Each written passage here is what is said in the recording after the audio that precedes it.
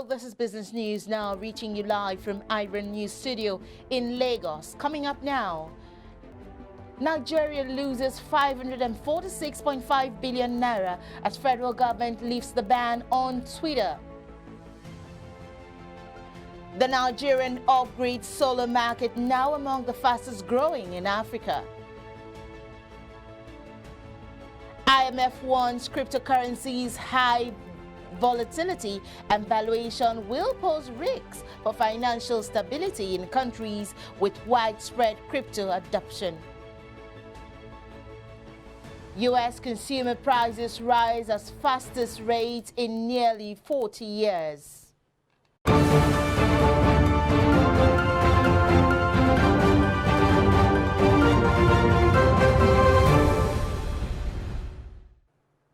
Thanks for joining us, and here are the stories making the headlines at this hour. My name is Mary Chinda. After 7 months of uncertainties, the federal government has finally lifted the ban on Twitter operations in Nigeria. The lifting of the ban of the suspension was announced on Wednesday via a statement by the Chairman Technical Committee, Nigerian Twitter Enforcement and Director General, National Information Technology Development Agency, Kashifa Inua Abdullahi. The ban on Twitter lasted for 222 days, and since the suspension of the microblogging site, the impact of the shutdown on businesses has been of serious concern to business owners. According to the NetBlocks cost of shutdown tool, Nigeria lost 104 million naira, that is $250,600 every hour to the ban, bringing the daily losses to 2.46 billion naira. By the end of yesterday, it was 5,328 hours in the 222 days since the social networking site was blocked, and about 546.2 billion were already lost by the economy. Nigeria's economy is expected to grow at 2.5% in 2022 and by another 0.3% next year, the World Bank has projected. The World Bank gave the focus in its latest Global Economic Prospects report.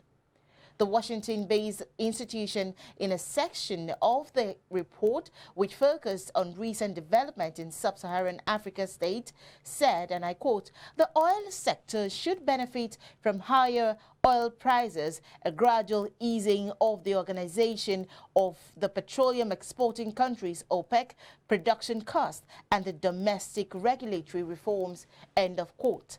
Activity in service sectors is expected to form as well, particularly in telecommunications and financial services. According to the bank, activity in the non-oil economy will remain curbed by high levels of violence and social unrest, as well as the threat of fresh COVID-19 flare-ups, with remaining mobility restrictions being lifted guardedly because of the low vaccination rates. Meanwhile, Nigeria's external reserves has reached $40.509 billion. The reserve has, however, marginally declined from the $11 million when compared to its closing balance as at the last day of 2021, which was pegged at $40,520,000,000. Data obtained from the Central Bank of Nigeria (CBN) on the daily reserves movement reveals reserve had gained $5.99 billion in October, following a $2.76 million gain in September 2021 as a result of the $4 billion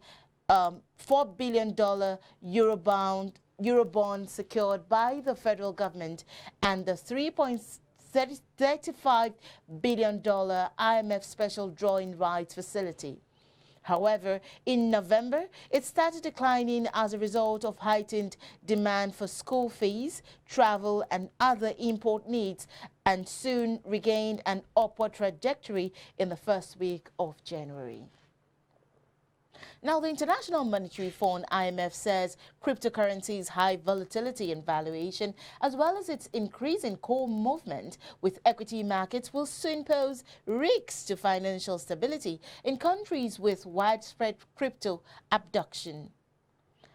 The IMF disclosed this in a blog post titled "Crypto Prices Move More in Sync with Stocks, Posing New Risks."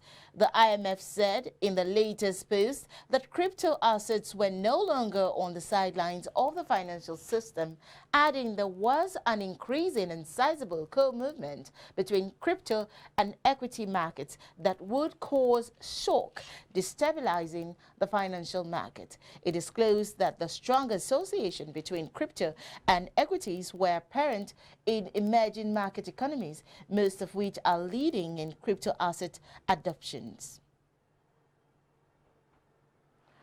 Experts has emphasized the need to address the bottlenecks in the African Conference Free Trade Area Agreement, GABA Kufi, while assessing the level of progress recorded since the trade agreement came into force last year, says for member countries to maximize potentials of the trade agreement, it must improve the levels of access to credit and review some of its bottlenecks in the trade area.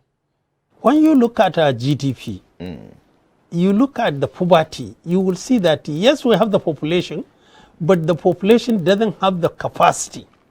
So we need to improve our per income so that we reduce the level of poverty, and this will increase and promote more consumptions. And you can do this in two ways. One, by encouraging credit facilities. If you look at most of the developed country, everything is on credit. You don't need to have money to own your house. But that is not what we have in Africa. Over 75% of our houses, we own it 100%. Right. That, you don't need to do that. If you look at most of our car, we own it 100%. Down to the GSM and what have you. In the developed market, they have developed their credit facility in such a way you don't need to own everything. There is insurance to cover you, and you can pay in a piecemeal. We need such facilities in Africa. If we improve our per capita income and we improve our credit facility across the border, our consumption will double and most of our productivity will increase. Well, when you talk about credit facility, of course, DFDB, African Development Bank, is there to play its role on the Africa as the big brother. Other than the AFDB, who else is supposed to be playing this role? I think we need to start the basic. First, we need to know our numbers. The ID, identification, is what helps the developed market. Every person, wherever you go, is identified. And Africa has to do something like that. Today, when last did we counted our people in Nigeria? We don't even know our population. Talk less of our ID. We need to know our population to need to have our ID.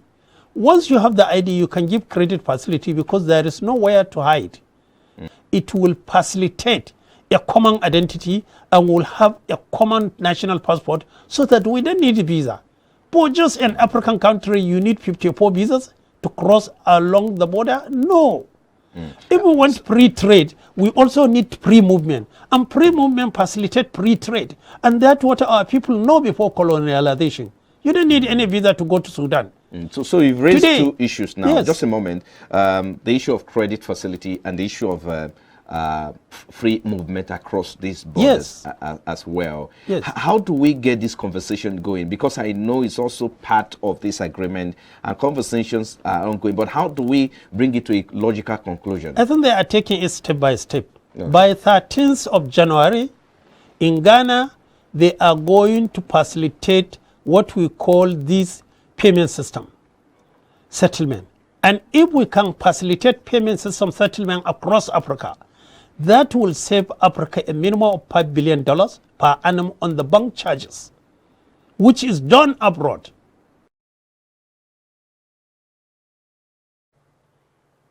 Now, that was an excerpt from our business show, The Business Breakfast. You can do well to join the conversation, which airs on all of our social media platforms. And of course, the show airs every weekday in the mornings. Now, away from just that conversation, the Nigerian off-grid solar market is among the fastest growing in Africa, increasing at a 22% average annual rate during the last 5 years, according to a study conducted by Boston Consulting Group and all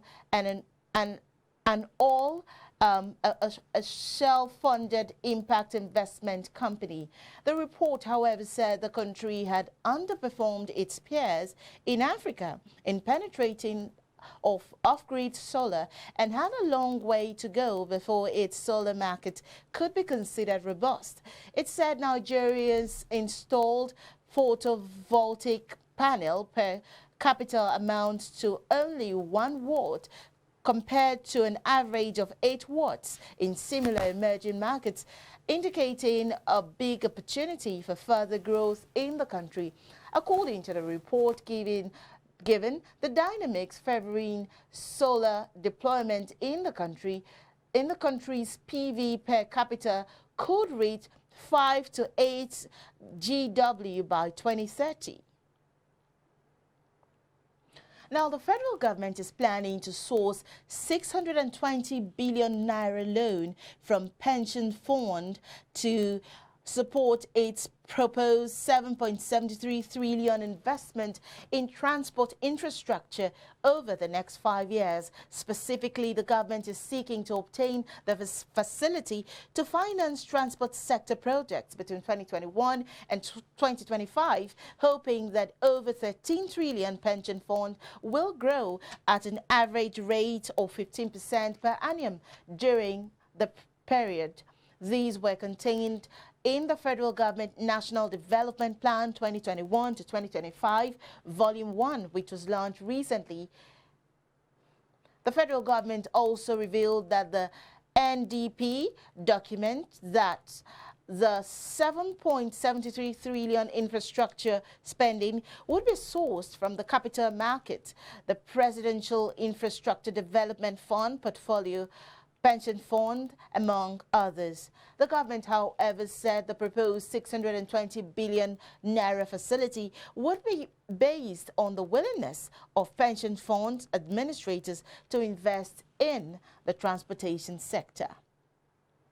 And moving on now, the Association of Bureau de Change Operators of Nigeria, APCON, has called on the Central Bank of Nigeria, CBN, to remove restrictive controls that makes it difficult for Bureau de Change, BDCs, to compete for the $20 billion inflow in its unofficial forex market.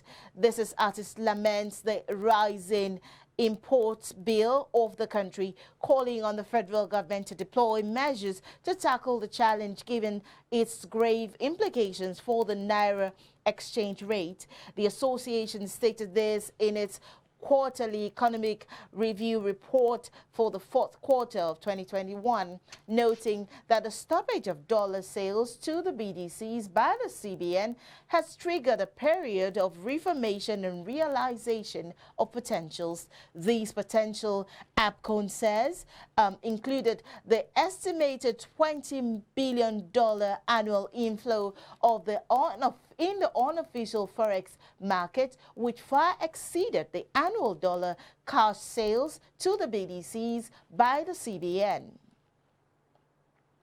Moving on, the federal government should license meter manufacturers to sell directly to electricity consumers. Moma's Electricity Meter Manufacturing Company chairman Kola Balogun said on Wednesday this he believes will help to bridge the gap between electricity and the huge metering gap. According to the Nigerian Electricity Regulatory Commission, NERC, of the 12 6,678,685 customers as of September of last year, only 4,772,906 have been metered. Balogun, who spoke with reporters in Lagos, noted that the metering was a key challenge in the industry and was responsible for the apathy towards bills payment. He advised the government to select a few tested and trusted manufacturers that have the capacity and endorse them for the generality of consumers to buy prepaid meters directly from them. But Balogun said, and I quote, "This will fast-track the metering process as some people cannot wait until the discos install meters in their premises," end of quote. Still continuing on the business news, Standard Chartered Bank has said that its decision to close down some of its branches will not in any way impact staff in 2022. The bank stated this in an official statement signed by Dayo Aderubo, head of corporate affairs, brand and marketing, Standard Chartered Bank Nigeria Limited. The British Banking and Financing Services Group said the decision is part of the digitization journey which the bank had embarked on years ago to improve customer service delivery. And still to come, jittery global financial markets see signs of destabilization. Details and more business news after this commercial break. Swift Dry Cleaners Limited, professional dry cleaners, best in dry cleaning and laundry services that meets the needs of our consumers. Yeah, Swift Dry Cleaners Limited. Swift Dry Cleaners Limited. Swift Dry Cleaners Limited. Swift Dry Cleaners Limited. Yeah, for clean wash and quick delivery. Yeah, Swift Dry Cleaners Limited. Swift Dry Cleaners Limited. Swift Dry Cleaners Limited. For clean wash and quick delivery. Ooh. Swift Dry Cleaners. Clean wash, quick delivery.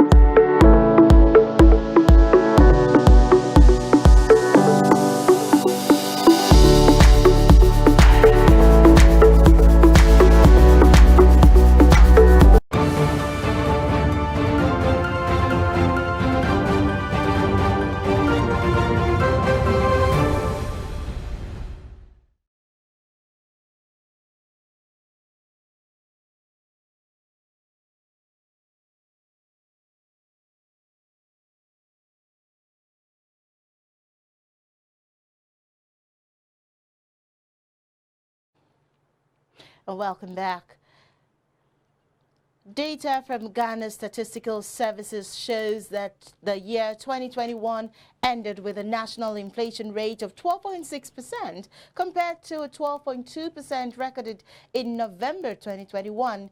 This new figure represents a 0.4% rise in the inflation rate. Month-on-month inflation between November and December 2021 was 1.2%. This is the 7th consecutive time the inflation rate has seen an increase, and it becomes the highest recorded since the Ghana Statistical Service rebased the Consumer Price Index in August 2019. The new inflation figure of 12.6% also exceeds the Finance Ministry's focus of over 8% plus and over 8% plus of the year under review.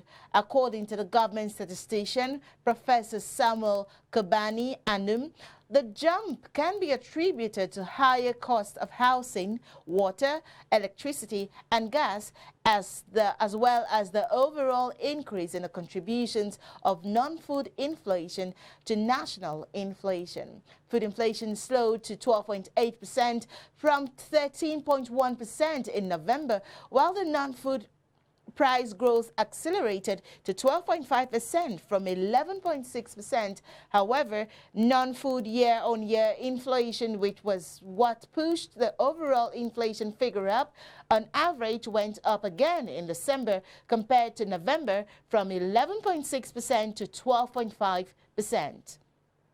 And away from business news across Africa now to some foreign business, where we see signs of stabilization on Thursday with major equity bourses and bonds yields holding their ground and the dollar wilting after the highest U.S. inflation reading in nearly 40 years. The 7% year-on-year U.S. consumer price inflation reading was the highest since 1982. But after weeks of Federal Reserve officials talking about faster interest rate hike and stimulus withdrawal, it had been widely expected. Meanwhile, U.S. natural and gas futures surged more 14% on Wednesday as temperatures drop and focus call for more winter weather ahead. The contract for February delivery advanced 14.3% to settle at $4.857 per million British thermal units, hitting the highest level since November. Capital's John Kuldoff noting that this Saturday could record natural gas demand due to a cold blast focus for Friday. He added, the weather has gone from being a non-factor or bearish factor all season to being meaningful again for prices and demand. After surging for more of 2021, natural gas prices dropped 36% during the fourth quarter following warm temperatures and as the Omicron variant sent jitters through the market. Still, the contracts posted a 47% gain for 2021, and it's already up nearly 30% for 2022.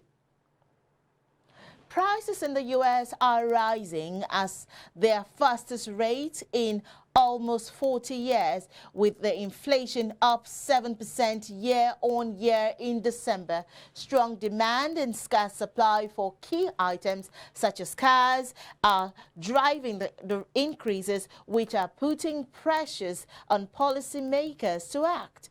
The U.S. Central Bank is expected to rise interest rates this year.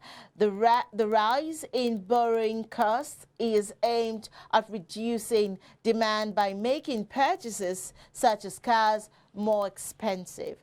Up next is entertainment business news.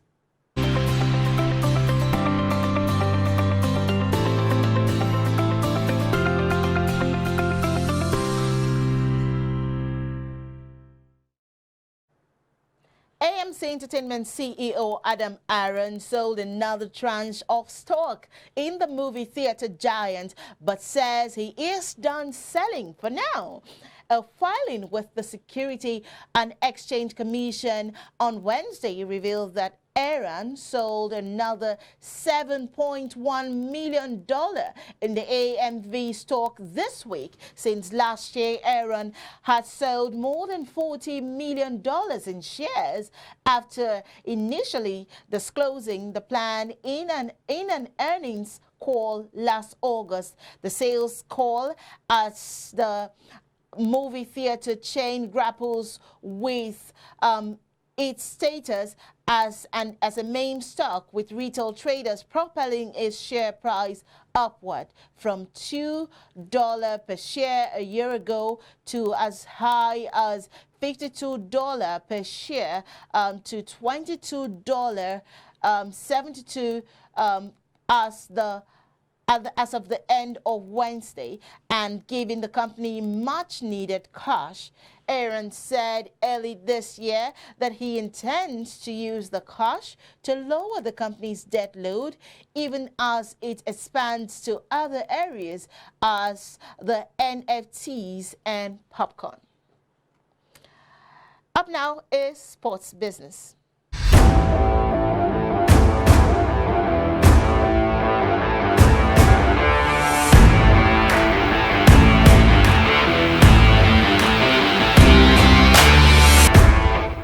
On sports business at this hour, Manchester City have surpassed city rivals Manchester United in revenue for the first time. The club posted revenue of $735.9 million during the season, topping Manchester United's $636.3 million. Manchester City achieved this feat with only $910,000 in matchday revenue. The club earned $383.2 million from broadcasting and $351.7 million from commercial and other sources. Meanwhile, City Football Group, which owns Manchester City, is working with the Oakview Group to build a $495 million mixed-use arena next to the team's Etihad Stadium. The group secured a 7-year, $650 million loan deal in July 2021 to help build a new stadium for its Major League Soccer club, New York City Football Club. And still talking sports business, DAZN is reportedly nearing deal with telecom company BT Group to acquire BT Sport for $800 million. The companies were reportedly closing in on a deal last fall, but negotiations stalled following concerns over revenue assurances and DAZN's streaming capabilities. Acquiring BT Sport would add a number of broadcasting rights to DAZN's roster. In 2019, the company spent roughly $1.7 billion on sports rights according to regulatory filings. In May, the Premier League extended its deals with Sky, Amazon, BBC, and BT from 2022 to 2025. Collectively, the deals are worth $7 billion. And finally, on sports business, KKR Corporation has invited the Public Investment Fund to join its proposed acquisition of Telecom Italia. Telecom Italia paired with DAZN in July 2021 to gain domestic rights to the Italian Serie A in a 3-year deal worth $1.1 billion. KKR made its initial takeover bid in November, triggering a 38% increase in Telecom Italia's stock. The Turin-based company has kept most of these gains and had a market capitalization of around $10.9 billion as of Tuesday. The Public Investment Fund has had a growing presence in sports and gaming. It's reportedly close to acquiring Serie A's Inter Milan for $1 billion and bought Premier League's Newcastle United for $409 million in October 2021. The fund, with over $430 billion in assets, also has every investment in gaming, with $2.9 billion invested in Activision Blizzard, $2.9 billion in Electronic Arts, and $869 million in Take-Two Interactive as of September 30th, 2021. And that's it on sports business. I'm Samson Oleide.